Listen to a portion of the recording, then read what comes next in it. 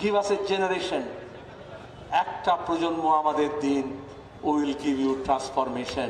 আমরা বাংলার পুনর্জাগরণ ঘটাবো, বাংলার পুনর্জাগরণ। সাথী সভাপতি, যৌবনের দূত,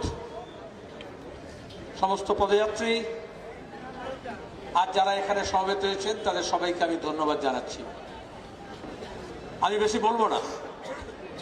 ইনসাফ যাত্রার যে বার্তা তা ধ্রুবজ্যোতি সাহা এবং মীনাক্ষী কলতান আপনাদের কাছে রেখেছে, পৌলগী এবং বিকাশ ঝাও বলেছে। আজকে দাঁড়িয়ে 50 দিন কোচবিহার থেকে এই যে এতটা পথ ওরা অতিক্রম করলো, এখানে আজকে ইনসাফ যাত্রা শেষ হলো না। এ রাজ্যে এবং দেশে ন্যায়ের শাসন প্রতিষ্ঠার জন্য মিথ্যাচারের পর্দা ফাঁস করে সত্যকে প্রতিষ্ঠা করার জন্য যে অধিকার কেড়ে নেওয়া হয়েছে সেই অধিকার ফিরে পাওয়ার জন্য আজ থেকে নতুন পর্যায়ে লড়াই শুরু হলো। এই ইনসাফ যাত্রা সাফল্য আসলে বাংলার রাজনীতি, বামপন্থার রাজনীতির একটা নতুন মাইল ফলক। 12 বছর ধরে মিথ্যা মামলা, ঘর ছাড়া, জরিমানা, জেল, এই করে দক্ষিণপন্থীরা ভেবেছিল নতুন প্রজন্মের ছেলেমেয়েরা ইনকলাব জিন্দাবাদ ভুলে যাবে, আন্দোলন সংগ্রাম ভুলে যাবে, হক চাইতে ভুলে যাবে, গণতান্ত্রিক অধিকারের কথা ভুলে যাবে। এই জন্য কলেজ বিশ্ববিদ্যালয়ে ছাত্র ফেডারেশন করতে দেয়নি, পরীক্ষার্থীকে অ্যাডমিট কার্ড দেয়নি, ল্যাবে দাঁড়িয়ে ছেলে মেয়েদেরকে গবেষণা করতে দেয়নি, কাজের জায়গা থেকে বার করে দিয়েছে। কিন্তু এমনি চিরদিনটা কবু যায় না। নতুন প্রজন্মের ছেলে মেয়েরা আজকে দাঁড়িয়ে শুধু পায়ে পায়ে হাঁটেনি, এই বাংলাকে নতুন উদ্যমে, নতুন উদ্যোগে আজকের এই পঙ্কিল অবস্থা থেকে উদ্ধার করার শপথ নিয়েছে। বয়স্ক মানুষ, শ্রমিক, কৃষক, মেহনতি মানুষ, কর্মচারী, শিক্ষক, ছাত্র, অভিভাবক, তারা সবাই এসে জড়ো হয়েছেন। আসলে তাদের আশা, তাদের আকাঙ্ক্ষা, তাদের স্বপ্ন, তাদের লড়াই, তার ছাপ তারা খুঁজে পাওয়ার চেষ্টা করেছেন এই ইনসাফ যাত্রায়। প্রচার মাধ্যম, টেলিভিশন চ্যানেল, খবরের কাগজ, তারা মনে করেছিল এই মোদি আর দিদিয়া যে তারা খবর দেবে না, রাজ্যের মানুষ জানবে না। কিন্তু বিকল্প কথা, বিকল্প মাধ্যমে আজকে উত্থাপিত হয়েছে। গোটা রাজ্য পশ্চিমবঙ্গ স্বাধীনতার আগে, স্বাধীনতার পরে এই যৌবনের শক্তিতে একটা বাম পন্থার একটা ইকোসিস্টেম পরিমণ্ডল তৈরি হয়েছিল।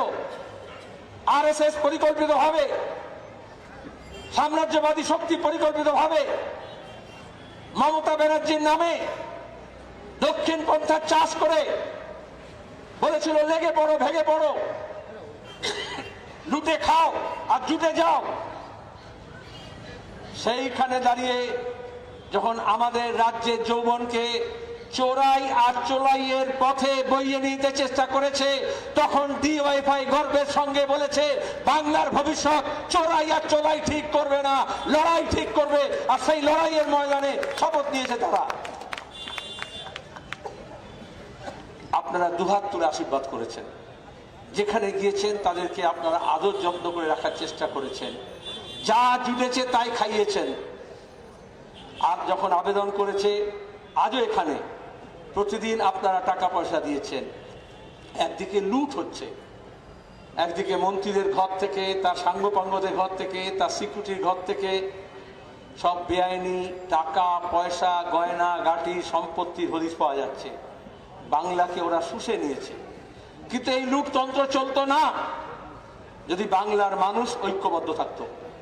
তাকে জাত পাত, ধর্ম, বর্ণ, উত্তর দক্ষিণ, মন্দির মসজিদ, বাঙালি অবাঙালি, রাজবংশী তপশিলি জনজাতির নাম করে ভাগ করা হয়েছে।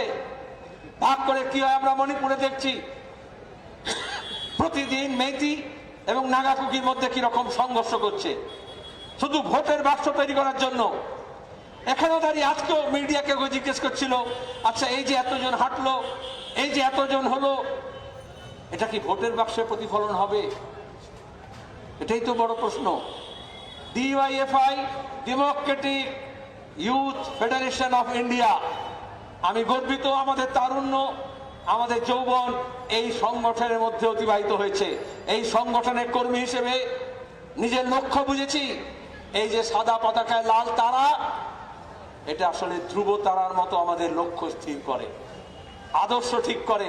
যদি আদর্শে বলিয়ান থাকে, লক্ষ্য যদি স্থির থাকে, তাহলে কখনোই আর কখনো মোদির কাছে গিয়ে, কখনো নাগপুরে গিয়ে, কখনো চৌরাস্তায় বসে আমি কোন পথে যে চলি আর কোন কথা যে বলি বলে তখন হাতড়াতে হবে না, লক্ষ্য স্থির থাকতে হবে। আজকে বাংলার যৌবনের কাছে আমাদের আবেদন, গিভ আস এ জেনারেশন, একটা প্রজন্ম আমাদের দিন, উইল গিভ ইউ ট্রান্সফরমেশন। আমরা বাংলার পুনর্জাগরণ ঘটাবো, বাংলার পুনর্জাগরণ ঘটাতেই হবে। স্বাধীনতার আগে, স্বাধীনতার পরে এই বাংলাদেশকে পথ দেখিয়েছে রাজনীতির পথে, বিজ্ঞানের পথে, যুক্তিবাদের পথে, অর্থনীতির পথে, সংস্কৃতি, শিল্প, সাহিত্য। আজকে দাঁড়িয়ে দক্ষিণ পন্থার উত্থান মানে এরা সবাই মিলে বলল লাল হটাও, লাল হটলো কিন্তু দেশ বাঁচলো না।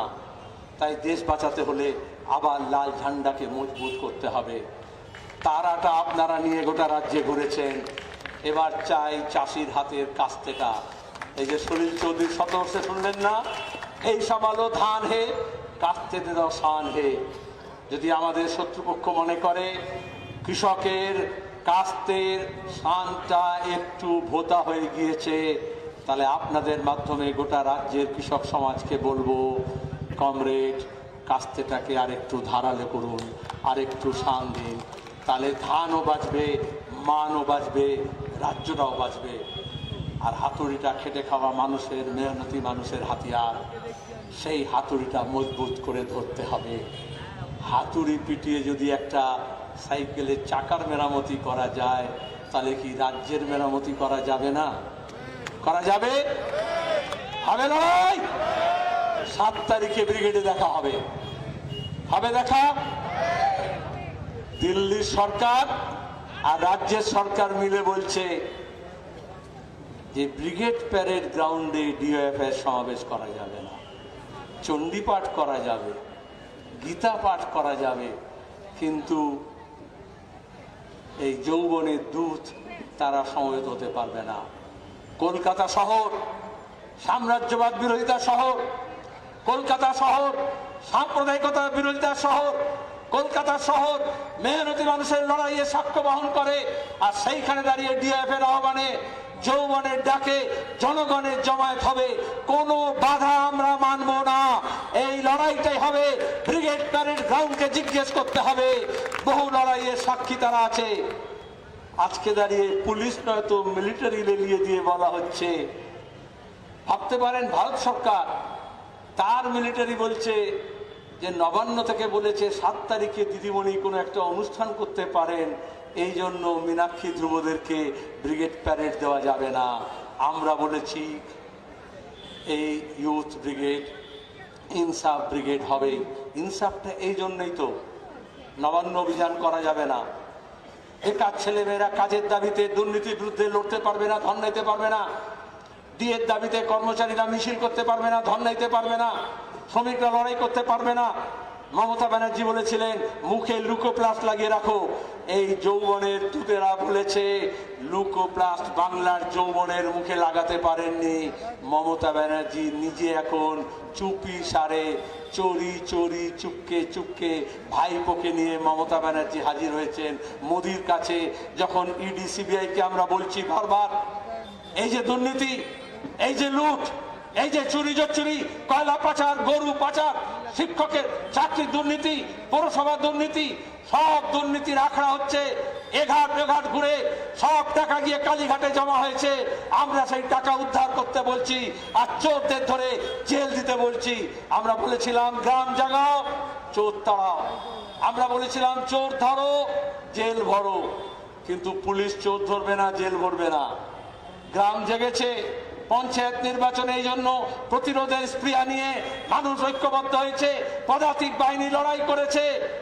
আর আজকে দাঁড়িয়ে যারা এই যে বড় বড় বৈভব দেখাচ্ছে, হেলিকপ্টার আর এরোপ্লেন দেখাচ্ছে, এয়ার কন্ডিশন তাঁবু দেখাচ্ছে, লুটের টাকা নিয়ে বিরিয়ানির প্যাকেট দেখাচ্ছে, আমরা বলি কলকাতায় বাংলার বুকে কখনো এই লড়াই ওই লোভাতুর মানুষকে দিয়ে হয়নি। লড়াই হয়েছে মাঠে ময়দানে। তৃণমূল কংগ্রেস আর বিজেপি জাক জমক দিয়ে, অনেক আগে আমি একবার বলেছিলাম ওই যে হাউইবাজি হয় না, রকেট, তার মধ্যে মশলা পুড়ে দেয়। আজকাল আবার বিদেশি মশলা পাওয়া যায়। কি লাগে? একটা বোতল লাগে আর পেছনে একটা লাঠি লাগে। ওদের কাছে লাঠিও আছে আর বোতলও আছে। সেই বোতলের মধ্যে পেছনটা ঢুকিয়ে দিয়ে একটু আগুন লাগিয়ে দেয়, হুস করে উঠে চলে যায়। লোকে দেখে বলে দেখ কিরম ফাটছে। এরা অনেককে দেখেছে। ওপরে গিয়ে যখন ফাটে ফুলঝুরির মতো বেরোয়, নিচে নামে, কিন্তু নিচে নামতে নামতে ছাই হয়ে যায়। আজকে বাংলার বুকে এই যৌবনের আগুনে বিজেপি আর তৃণমূলের ওই বৈভব পুড়ে ছাই হয়ে গিয়েছে। লড়াইটা আকাশে হবে না, লড়াইটা মহাকাশে হবে না, লড়াইটা এই মাঠে ময়দানে হবে। আমি শুধু ডিএফআইকে বলবো, শুধু এই পদযাত্রীকে নয়, এই যৌবনকে বলবো, পায়ে আপনাদের তলায় যে মাটি আছে সেই মাটিতে পাটা যাতে শক্তভাবে থাকে, সাহসে বুকটা যাতে খুব চিতিয়ে থাকে, আর মাথাটা যাতে নিজের লক্ষ্য অর্জনের জন্য ঊর্ধ্ব গগনে আকাশ পানে থাকে। আপনাদের গগনচুম্বী ইচ্ছা হোক, শোষণমুক্ত সমাজের জন্য শপথ হোক, সব রকমের অন্যায়কে অবসান ঘটিয়ে ন্যায় প্রতিষ্ঠা হোক, নিজের হক আদায় হোক। হক আদায় করার জন্য ধক লাগে। এই 50 দিনে আপনারা আপনাদের ধকটা দেখিয়েছেন যে হ্যাঁ আপনারা পারবেন। সে লড়াইয়ে আমরাও আছি। খেটে খাওয়া মানুষ, মেহনতি মানুষ, শ্রমিক, কৃষক, সব অংশের মানুষকে বলবো আপনারা সবাই আসুন, নতুন প্রজন্মকে নতুনভাবে উৎসাহিত করুন। বাংলার পুনর্জাগরণ ঘটুক। বাংলার পুনর্জাগরণ সম্ভব নয় যদি বামপন্থার পুনরুত্থান না হয়। আর বামপন্থার পুনরুত্থানের জন্য উত্তর দক্ষিণ, হিন্দু মুসলমান, আদিবাসী, রাজবংশী, তপশিলি, কুর্মী এই সব মিলে ঐক্যবদ্ধ হতে হবে। আর আমরা যদি সবাই এক কাট্টা হই, নবান্ন থেকে ওই 14 তলাকে টেনে হিঁচড়ে আমাদের জন্য কোনো 56 ইঞ্চির দরকার হবে না। আপনারাই যথেষ্ট, বাংলার মানুষই যথেষ্ট। বাংলার গণতন্ত্রকে ফিরিয়ে আনতে হোম মিনিস্টারও করবে না, আর তার দালাল রাজভবনও করবে না। বাংলার মানুষকে এক কাটতে হতে হবে। পাহাড় থেকে সমতল পর্যন্ত আমরা যদি সবাই একসঙ্গে হই, তাহলে আমাদের ভবিষ্যৎ আমরাই রচনা করব। আর তার সূত্রপাত আপনারা ঘটিয়েছেন। এগিয়ে চলুন, আমরা সবাই সঙ্গে আছি।